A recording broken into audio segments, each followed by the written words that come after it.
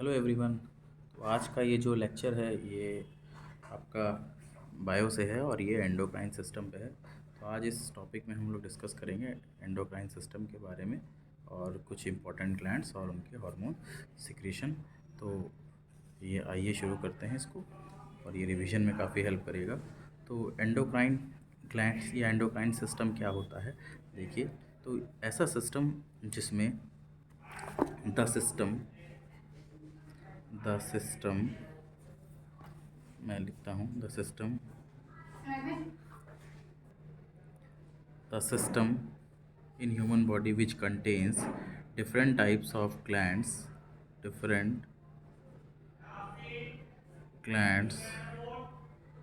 with a specific function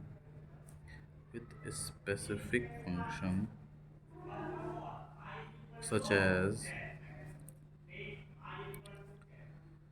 hypothalamus, thalamus, pituitary, thyroid, etc. is called endocrine system.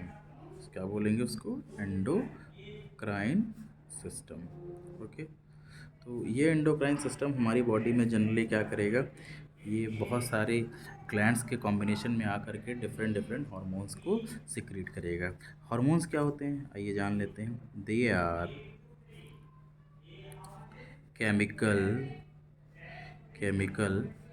Regulators का मतलब कोई भी chemical signal अगर आएगा तो उसको रेगुलेट करेंगे। केमिकल रेगुलेटर और केमिकल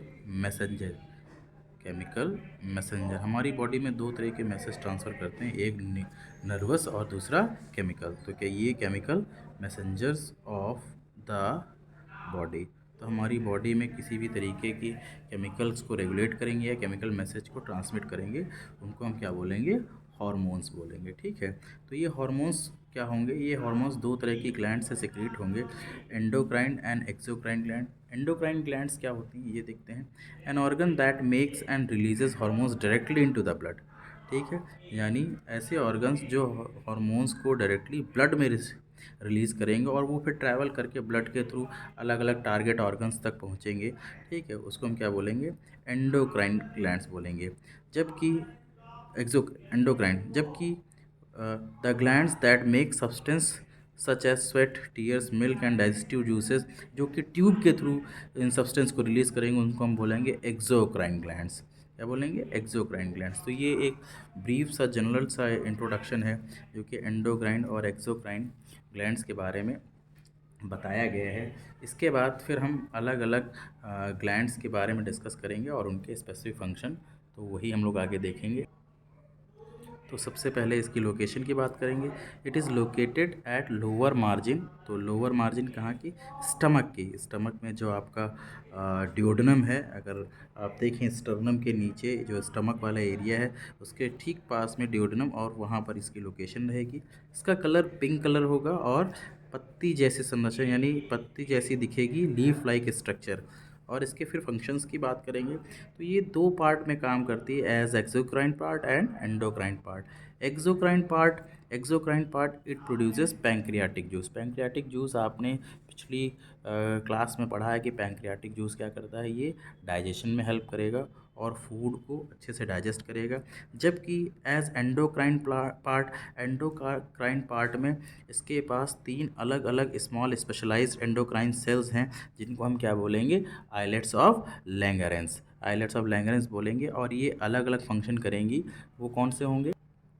तो अल्फ़ा सेल्स। तो ये तीन सेल्स होंगी जिनमें सबसे पहली आपकी अल्फ़ा सेल्स क्या करेगी? ग्लूकेगॉन को सिक्रीट करेगी। किसको सिक्रीट करेगी? ग्लूकेगॉन। इसको याद रखिएगा, glucagon hormone. Beta cells insulin को सिक्रीट करेगी। क्या करेगी? इंसुलिन हार्मोन को सिक्रीट करेगी। जबकि डेल्टा सेल सोमैटोस्टैटिन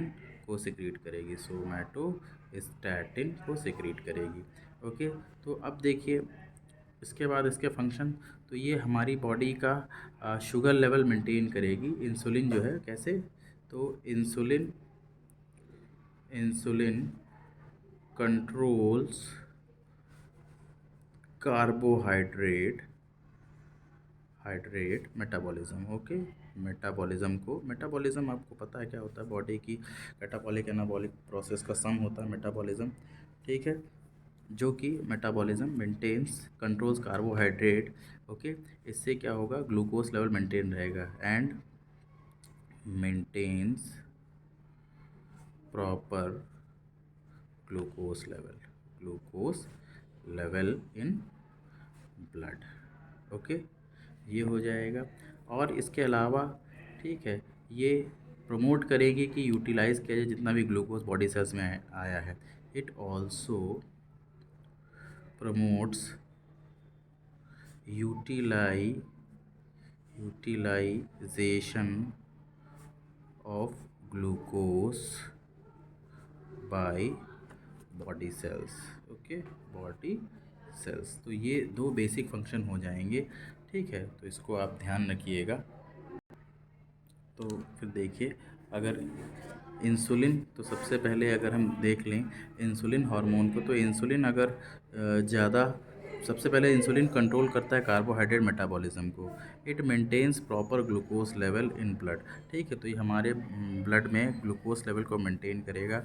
अगर ये ज़्यादा, या यूँ कह लीजिए if insulin is under secreted, अगर कम सिक्रीट होगा तो क्या होगा, तो if insulin is under secreted then glucose का लेवल बढ़ जाएगा। ग्लूकोज का लेवल बढ़ जाएगा मतलब शुगर का लेवल बढ़ जाएगा, जिससे डायबिटीज़ मेलिटस हो जाएगा। क्या हो जाएगा, डायबिटीज़ मेलिटस हो जाएगा। डायबिटीज़ मेलिटस में आपको पता है क्या होता है। ठीक है, glucose is excreted in urine, तो ये ग्लूकोज यूरिन में पास होगा। मैं एक फीचर यहाँ पे लिख देता हूँ, glucose is passed in urine. Okay, glucose urine में पास होगा। ठीक है, और यूरिनेशन फ्रीक्वेंट होगा। यूरिनेशन विल बी फ्रीक्वेंट, बहुत जल्दी। तो ये दो चीज़ें होंगी। इसके साथ साथ loss of weight and gradual increase of weakness, और प्यास भी बहुत लगेगी। ठीक है, तो ये दो चीज़ें होंगी जो कि अगर अंडर सिक्रीशन होगा इंसुलिन का। उसके बाद नेक्स्ट है, अगर इंसुलिन ओवर सिक्रीशन हो जाएगा तब क्या, यानी नॉर्मल जितना सिक्रीट होता है उससे ज़्यादा हो जाएगा तो क्या होगा, हाइपोग्लाइसीमिया हो जाएगा। हाइपोग्लाइसीमिया मतलब यहाँ पर शुगर का लेवल बढ़ रहा था, यहाँ पर शुगर का लेवल घट जाएगा। ठीक है, तो लो शुगर लेवल की प्रॉब्लम हो जाएगी। ठीक है, और अगर ये बहुत ज़्यादा हो जाएगा तो इंसुलिन शॉक प्रेफर होता है। ठीक है, इंसुलिन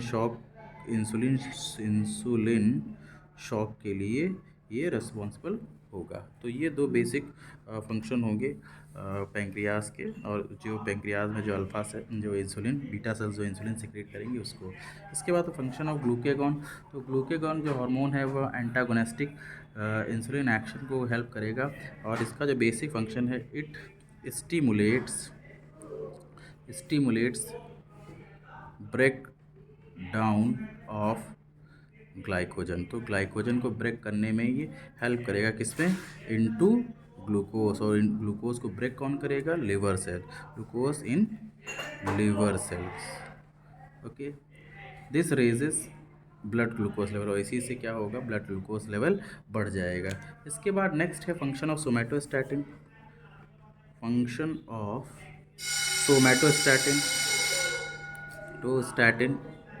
सोमैटोस्टैटिन, तो वो क्या करेगा, वो इन दोनों के सिक्रीशन को इनहिबिट करेगा। इट इनहिबिट का मतलब है रोकेगा। Okay, inhibits the secretion of insulin and glucagon. ठीक है, इंसुलिन और ग्लूकेगॉन को सिक्रीशन को इनहिबिट का मतलब कंट्रोल भी कह सकते हैं, तो उसको कंट्रोल करेगा। तो आज के लिए बस यही इन दोनों टॉपिक को अच्छे से आप देखिएगा। अगर कोई डाउट होती तो आप उससे कमेंट में पूछ सकते हैं। Thank you all.